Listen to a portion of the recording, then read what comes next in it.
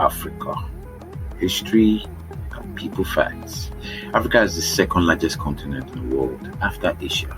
It covers about 1/5 of the Earth's land surface.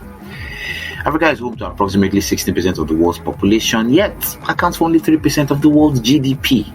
Can you imagine that? 16% to 3%. The continent is bounded on the west by the Atlantic Ocean, on the north by the Mediterranean Sea, on the east by the Red Sea and Indian Ocean at the south.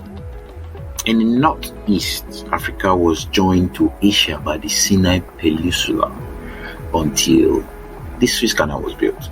In antiquity, the Greeks used to call it Libya. The Romans called it Africa, from the Latin word Africa, sunny. The name Africa, however, was chiefly applied to the northern coast of the continent, which was in effect regarded as southern extension of Europe. You don't say. The Romans, who for a time ruled the northern African coast, also said to have called the area of the settlements Africa, or the land of the Africs, the name of Berber community south of Carthage. Africa contains an enormous wealth of mineral resources. Yes, that's why they wanted to scramble for the whole of Africa. The richness is matched by a great diversity of biological resources. Yes, they've got it. All the animals, wildlife, Eastern and Southern Africa. Although agriculture, primarily subsistence, still dominates the economies of many African countries, the exploitation of these resources became the most significant economic activity in Africa in the 20th century. Where is the birthplace of mankind? Africa. Yes, archaeological evidence indicates that the continent has been inhabited by humans for about 4 million years or more. Anatomically, modern humans are believed to have appeared around 100,000 years ago. Somewhat later, those early humans spread into Northern Africa and Middle East, and ultimately the rest of the world. Africa's first great historical kingdom, Egypt, rose around the Nile and flourished for nearly 3,000 years. The Phoenicians established a colony at Carthage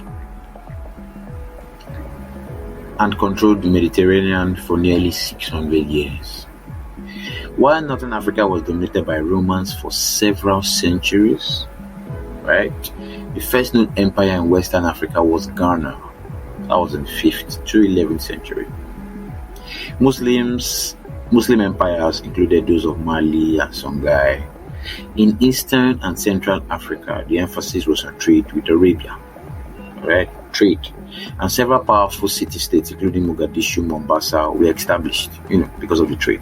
So those were, trade countries. The Portuguese explored the western coast in the 15th century. Yeah, they came into Nigeria, remember? Before the late 19th century, Europe showed little interest. But by 1884, the Europeans began to share the country. Interest grew.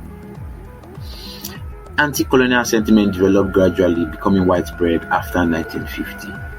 One by one, the colonies became independent, Nigeria in 1960, and so many others. The last happened in 1990. Peoples of Africa, you have more languages. I think they speak more languages in Africa than most of the world. Arabic is predominant from Egypt to Mauritania and Sudan. I think Arabic is the most spoken word in Africa. Northern Africans speak a family of languages known as Afro-Asiatic. The vast majority of sub-Saharan people speak Bantu languages of the Niger-Congo family, while smaller numbers in Central Africa speak Nilo-Saharan languages, in Southern Africa, Khoisan languages. Okay. Peoples of European descent are found mostly in the south. Dutch migrations began in the 17th century. And the English first settled in what is now Kenya and Zimbabwe in the